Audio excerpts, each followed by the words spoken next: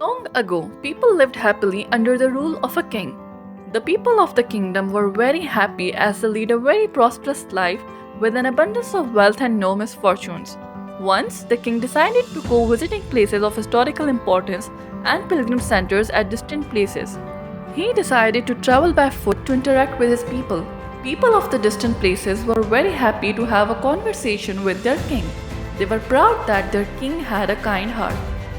After several weeks of travel, the king returned to the palace. He was quite happy that he had visited many pilgrim centers and witnessed his people leading a prosperous life. However, he had one regret.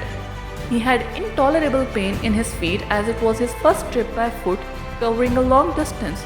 He complained to his ministers that the roads were not comfortable and that they were very stony.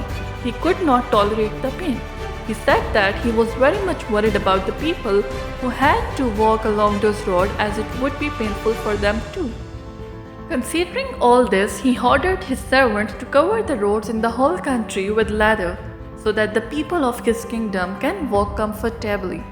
The king's minister was stunned to hear his order, as it would mean that thousands of cows would have to be slaughtered in order to get sufficient quantity of leather, and it would cost a huge amount of money as well. Finally, a wise man from the ministry came to the king and said that he had another idea. The king asked what the alternative was. The minister said, instead of covering the roads with leather, why don't you just have a piece of leather cut in appropriate shape to cover your feet? The king was very much surprised by his suggestion and applauded the wisdom of the minister.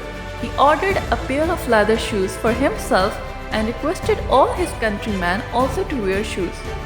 The moral of the story is, instead of trying to change the world, we should try to change ourselves. Thank you.